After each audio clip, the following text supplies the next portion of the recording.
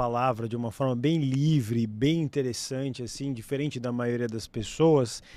E tem uma pessoa que eu tenho uma grande admiração que leva a palavra também, que é o Padre Marcelo Rossi. Eu acho ele muito legal. Ele fez uma revolução, né, do jeito de transmitir as coisas. E ele caiu em profunda depressão. Todo mundo viu isso na televisão e tal. Eu queria que você falasse por que essas pessoas que estão tão próximas de Deus, de Jesus, também sofrem esse problema de cair em depressão. Na sua opinião, o que acontece com as pessoas? Ou com ele, nesse caso, que é uma Tem pessoa... tantas variáveis. Às vezes a variável é de DNA, é genética, é trauma familiar. Ele é um homem bom, mas ele não nasceu sem umbigo. Ele tem pai, ele tem mãe, ele teve traumas, ele teve choques religiosos, ele teve opositores hierárquicos, ele teve um monte de coisas. E nem todo mundo sabe lidar com todo esse contraditório. Eu sou amicíssimo do padre Fábio de Mello, que é meu irmão querido. Muito legal. A gente fala o tempo todo, toda hora. Como eu sou amigo da Xuxa Meneghel.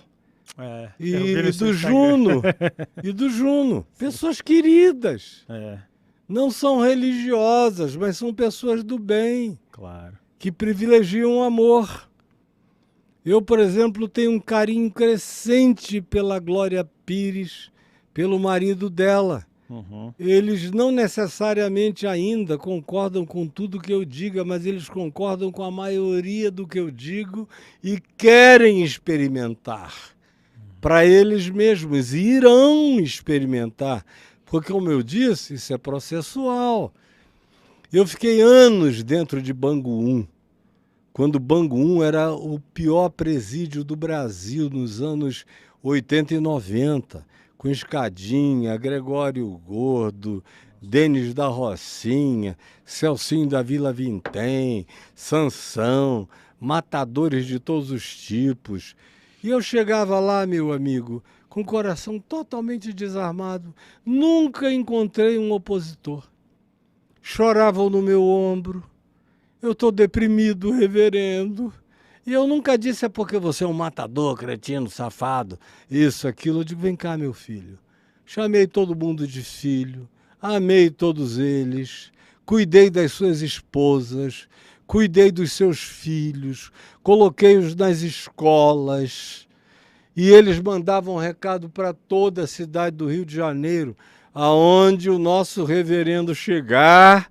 Botem tapete vermelho porque está chegando um homem de Deus. De Deus. E as pessoas notam quando você de fato é de Deus. Como o Sheik, com quem eu estive há 3 dias atrás, quando acabou, nós nos abraçamos e nos beijamos tanto que parecíamos que estávamos namorando. E ele falou para mim, você é um homem de Deus. Você é um homem cheio de amor. Você é um homem completamente humano. Então, isso é a verdadeira religião. Como disse o irmão de Jesus, Tiago, no capítulo 2 da sua epístola, se algum de vós quer ser religioso, esqueça toda essa coisa da verticalidade, porque a gente só pode amar a Deus no próximo. É no próximo. Se eu não te amar... Posso gritar para Deus, erguer as mãos o dia inteiro, cantar, passar o dia em vigílias e tudo. Eu serei como bronze que soa, como símbolo que retine. Se eu não tiver amor, nada na vida me aproveitará. Porque o amor é maior do que tudo. O amor transcende a fé. O amor transcende as sacrificialidades, ainda que eu dê o meu próprio corpo para ser queimado, ainda que eu dê todos os meus bens aos pobres, ainda que eu tenha o dom de profetizar, ainda que eu tenha toda a ciência, toda a sabedoria, todo o conhecimento, mas se eu não tiver amor, nada disso me aproveitará. O amor é paciente, o amor é benigno, o amor não arde em ciúmes, o amor não se ufana, o amor não se ensoberbece, o amor não se conduz inconvenientemente, o amor tudo crê, tudo espera, tudo suporta, o amor jamais acaba. Então, o que não for isso é papo furado. Voltando ao padre Marcelo, Sim. ele é só um ser humano. Sim. E que não teve, provavelmente, a bênção psico-orgânica que, por exemplo, eu tenho. Eu não sou um mineral. Eu não sou feito de cristal. Eu tenho carne e sangue. Mas cada dia a minha carne e o meu sangue estão submissos a uma dimensão superior do meu espírito em mim. Nem todo mundo viaja a mesma viagem.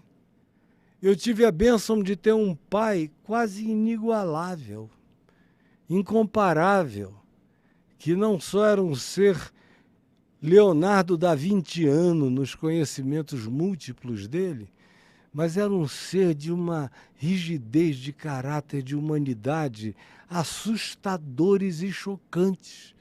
Tive uma mãe amorosa, cheia de fé, piedosa. Eu fui criado para resistir.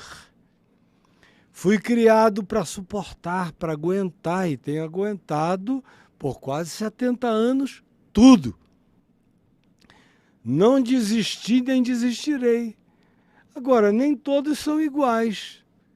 Então, quem pode mais, ajude quem pode menos e não julgue. Se ele sofreu isso tudo, é porque havia dentro dele os elementos dessa fragilidade, o que não o tornam menor. E aquele que nunca teve nada disso, nem por causa disso é maior do que ele. Cada um é diante de Deus e diante dele não existe acepção de pessoas.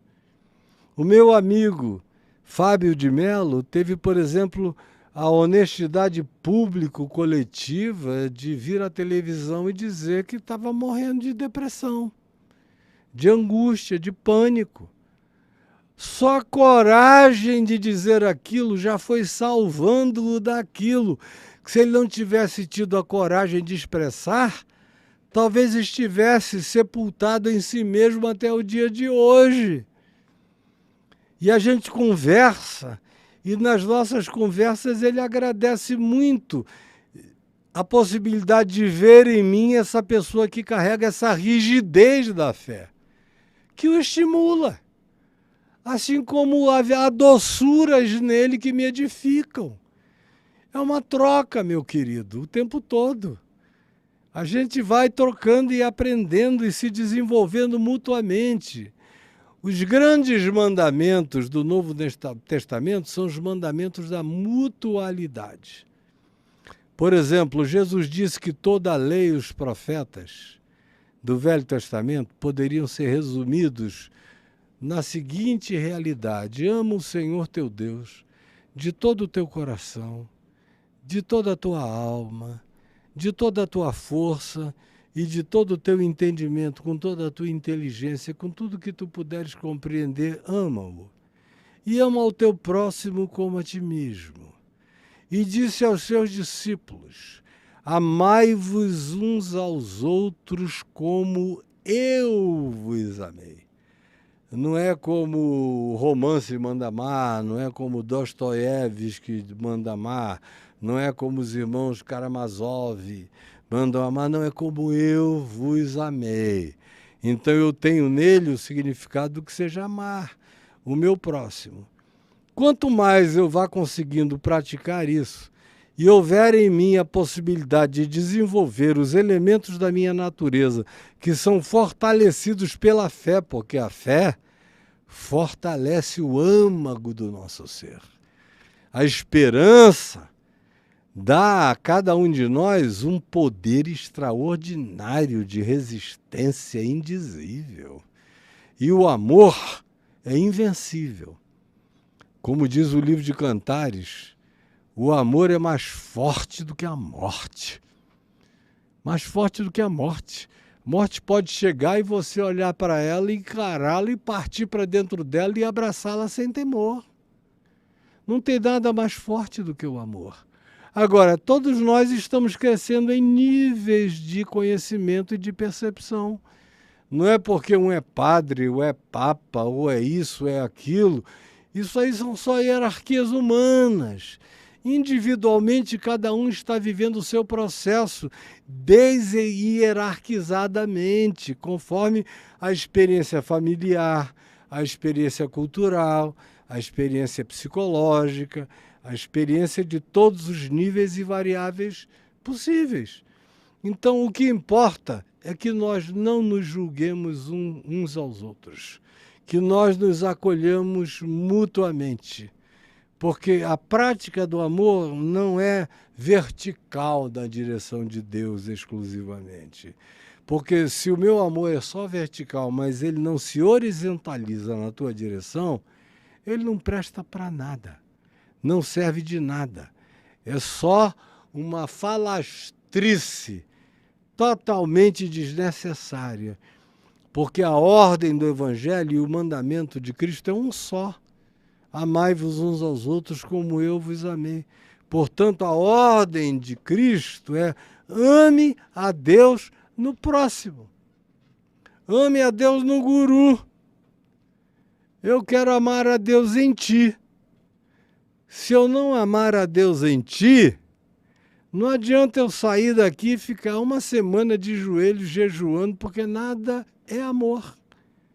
Se eu sair daqui com antipatia, antagonismo, raiva, sentimentos ruins a teu respeito, como é que pode permanecer em mim o amor de Deus? Então, na realidade, a minha insistência sempre é na simplicidade, conforme Jesus, porque quanto mais você complica, menos você ama, menos você entende e menos você se fortalece.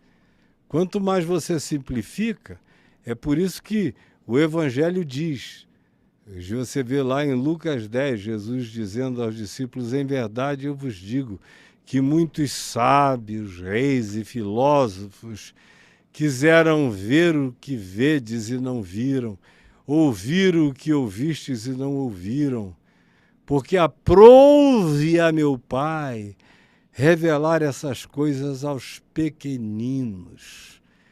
Quanto mais o indivíduo se descomplexifica, quanto mais ele assume simplicidade eterna no trato dele na vida, mais ele recebe revelação de amor de Deus, que é o que dá esse carnegão de vida que nos faz prosseguir e não desistir, como foi o caso do padre Marcelo Rossi, que está aí vivo, voltou a malhar, está fortão, tá grande, musculoso. O bicho está grande. Está grande. Se Deus quiser, vai viver muitos anos ainda, e que Deus o abençoe. Da minha parte, ele tem todo o amor que eu possa ter para devotar a ele, tanto quanto aos meus filhos ou a qualquer outra pessoa que eu ame nesse mundo. Muito bem, eu vou aproveitar, falando